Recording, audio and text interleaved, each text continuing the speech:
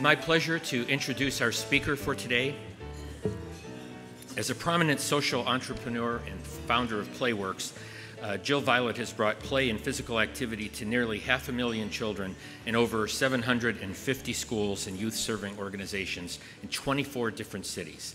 Jill's work with Playworks has been recognized by social entrepreneurship organizations, including the Clinton Global Initiative.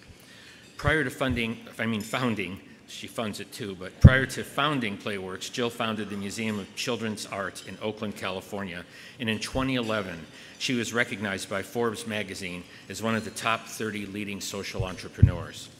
I first learned of Jill's work through one of Mario Marino's newsletters, in which he highlighted Playworks, and after some further reading, I was really intrigued about what Playworks might be able to do for PEP. So our outdoor education specialist and I took a trip to Chicago to visit an inner city school where Playworks was in place. And what we saw was pretty amazing. We saw 3 shifts of 150 kids, each shift, come out for recess. This is K through 8th grade. And onto a field. It was a completely barren field, no playground equipment whatsoever. And within minutes, they had organized themselves into many small groups engaged in meaningful, playful activities. And they stayed engaged for 20 minutes and then had an orderly retreat back to the building. So we thought we need to look more closely at Playworks for PEP. And with the help of the Woodruff Foundation, we were able to bring Playworks to PEP with the first round of training of staff starting in February. And already we're seeing positive results as kids are using play to self-regulate and to learn social emotional skills. So please welcome Jill Vialet.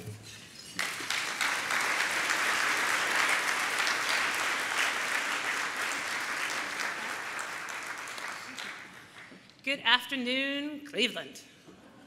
Can you hear me in the back? 2 thumbs up if you can hear me in the back. Right on. So I thought we'd start with a game, and the game is called Stand Up. And that's what I call it with grown-ups. With like little kids, we call it I love my neighbor. With teenagers, we call it move your butt. I found with grown-ups, it's best not to obfuscate, so we're just gonna call it Stand Up. So I'm gonna ask you to stop eating for a second. Well, actually longer than a second, but for a few minutes. And the way the game works is I'm going to make a series of statements, and if that statement is true for you, you're going to stand up, pause, check out who else is standing up, and then sit back down. We'll get a rhythm going. And if for some reason standing up isn't working for you, you can just make an upward waving gesture to signify your engagement. All right. If you are a parent, stand up. Oh. Okay, and then sit back down. If you are left-handed, stand up. Usually the left-handed people really bond. They feel excellent. Sit back down. If you have already exercised today, stand up. All right. Don't hate on them. The other people, don't be haters. Sit back down. That's good. If you have ever been in a musical, stand up. Now watch, if you wait a little bit, a couple of people stand up who are kind of holding back. All right, thank you, sit back down. If you are a vegan, stand up. Come on, just stand up, no, yes. See, others are too. See, because my driver on the way in from the airport today said that Cleveland was as hip as Oakland. I gotta tell you, we have way more vegans. If you memorized a poem in high school that you can still recite from start to finish, stand up. That's right. See, if you wait, people stand up. Thank you. I promise you we won't ask you to do it. We won't. Okay, this is the part where this is really about your own personal comfort. You know, you just have to choose if you want to identify here. But if you have any Justin Timberlake on your iPod or MP3 player, all right, there we go. Bringing sexy back. Thank you very much. All right. And if you are a teacher, stand up. If you are a teacher, stand up. Or a teacher counselor, stand up. All right.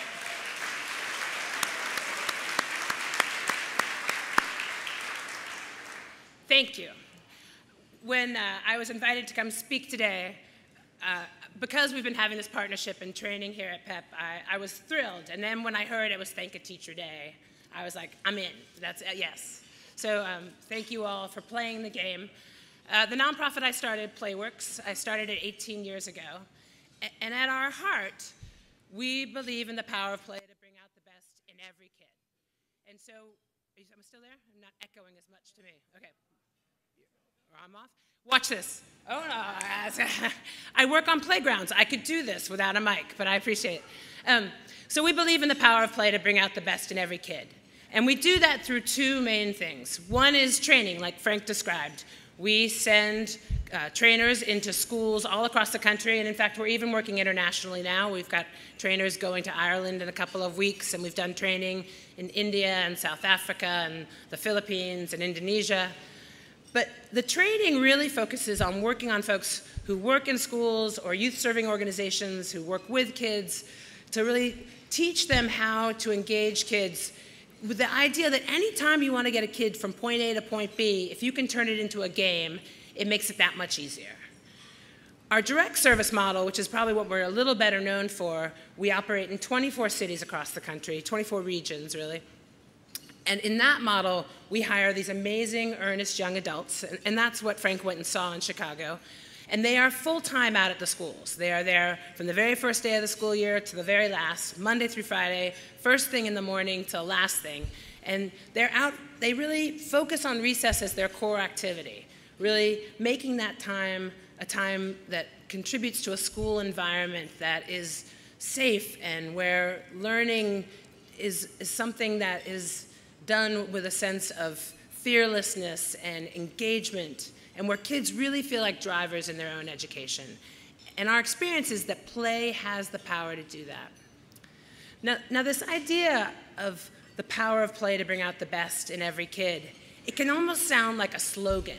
It's the best in every kid, I find, to be deceptively simple, right? Because I think really when you talk about the best in every kid, you're raising two really significant questions about what we believe. So the first question the best in every kid raises for me is, what do we actually believe the best is in our kids? When you hear people talk about education reform and you talk about getting kids to graduate, getting them so they can be employed, that vision of the best in every kid isn't so best.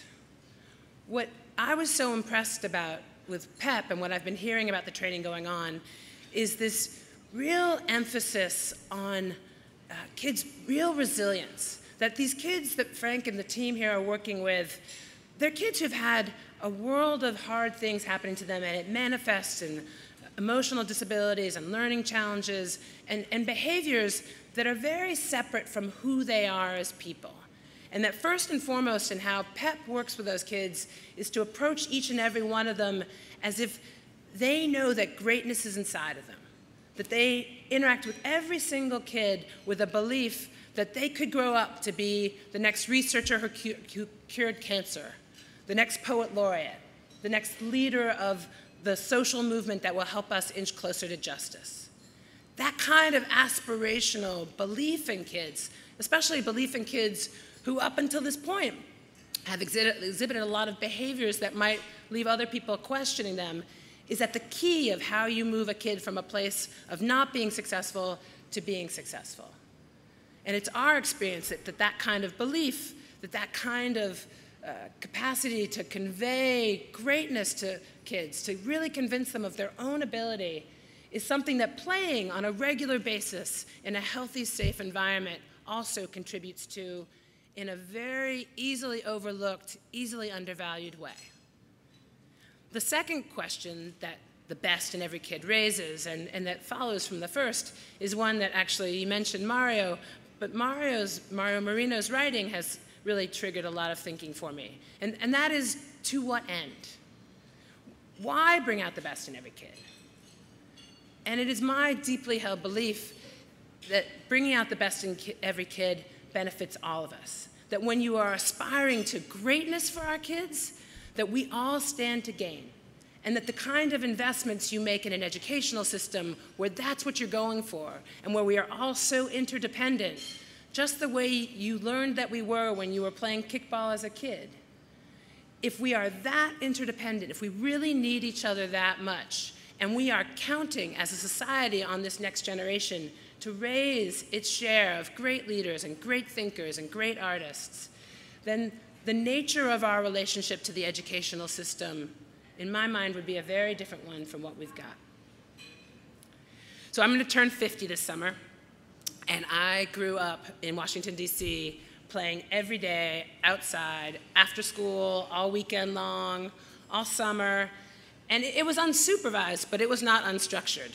There were 3 older kids in the neighborhood. I totally remember. You know how kids, I don't know if it's still true, but when I was growing up, kids had a first and last name. I don't know anybody's last name now, but it was Jeff Schwartz, Daniel Mintz, and Amy Hanks. And they were like the older kids in the neighborhood who ran the place. And they taught me so many things that I use as a grown-up, like rock, paper, scissors to resolve conflicts. The idea of self-handicapping, that if you are on a team and one team is crushing the other team, that, Jill, you and Frank, you switch sides. All these skills that I brought with me to school and that played out in recess, all those things that I now as a grown-up know when it's great to shine and star, and then I also know when I need to hand it off and give other people credit and give other people a chance to learn and grow and lead and shine. I am the grown-up I am because of my experiences playing as a kid. And so at Playworks, we've really tried to create that. Our coaches out in the schools function a lot like the older kids in the neighborhood used to. And we know that doing that in schools can have a profound effect. A year ago, we finished up a randomized control trial, really expensive, intense, gold standard evaluation. We looked at 29 schools across the country, 17 that had Playworks, 12 that didn't. And it's a risky proposition doing an RCT, right? Because the bar for statistically significant, the medical people in the front are nodding, the bar for statistically significant findings, this was the part in stats class where you fell asleep, but it's really hard to meet, right? And so we happily found 4 really big findings. The first was, and the one that got the biggest buzz, is that teachers at Playworks schools rated bullying 43% lower than at non-Playworks schools. One of the biggest statistically significant findings ever documented in an RCT about bullying. Second finding was that we increased vigorous physical activity almost half again as much at schools. And honestly, if there was one magic pill that would make us as a society healthier, it's vigorous physical activity. If I had invented that, I would be the richest person in the room. I didn't. I started a nonprofit. Sketchy decisions were made, but nonetheless, here we are. The third finding was that we recovered a tremendous amount of instructional time. And this, on some level, is just common sense. As a mom, I know I always love my kids, but when they're squabbling, I don't like them as much. Teachers will tell you that when kids come back to class and they're at each other, they're hard to teach. Students are our teachers' co-workers. And my ability to help those teachers have more cooperative, engaged, happy coworkers makes teaching and learning that much more doable.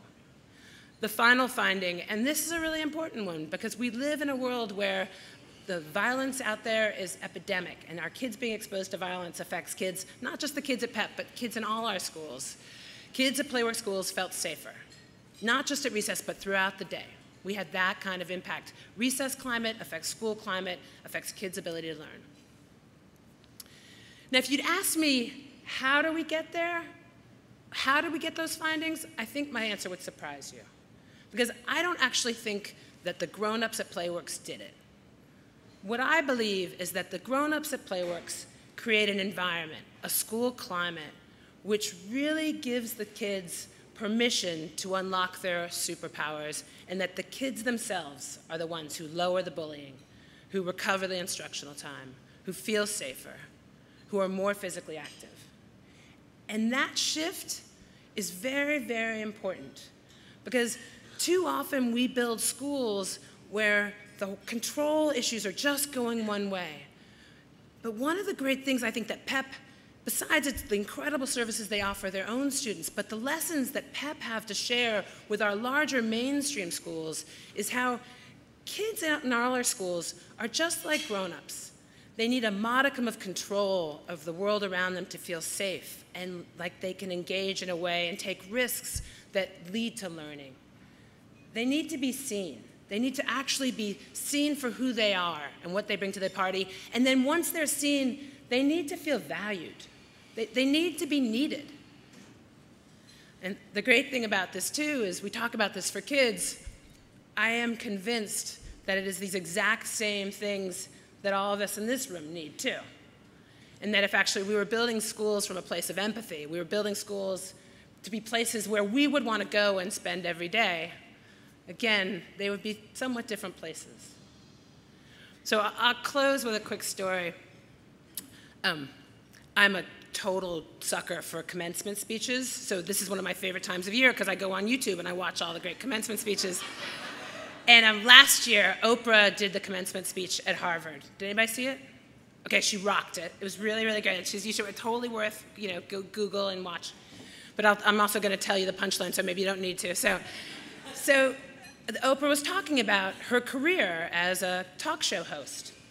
And she was saying how what really struck her was that in all the years, every single time she'd meet someone who was so powerful or so famous or so successful or so amazing, and each one of them had this basic need to be confirmed, to have their talent reflected back to them and to really just be validated.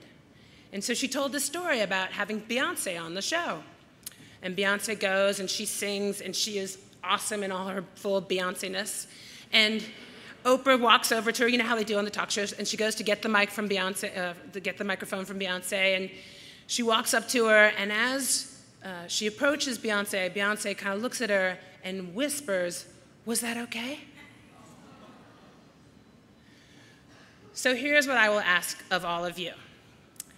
That the next time a student or a coworker or a teacher or a neighbor does something and they briefly expose their greatness, they take that risk and show their superpowers, and they look at you and either verbally or non-verbally convey, "Was that okay?"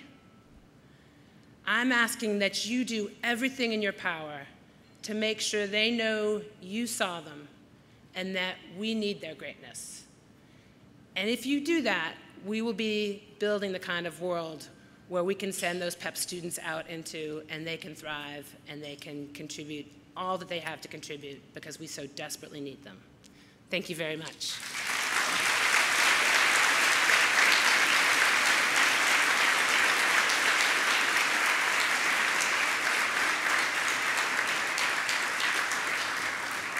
Jill, thank you, and I just want to say you were awesome. Is that okay? Thank you. This is just a little memento.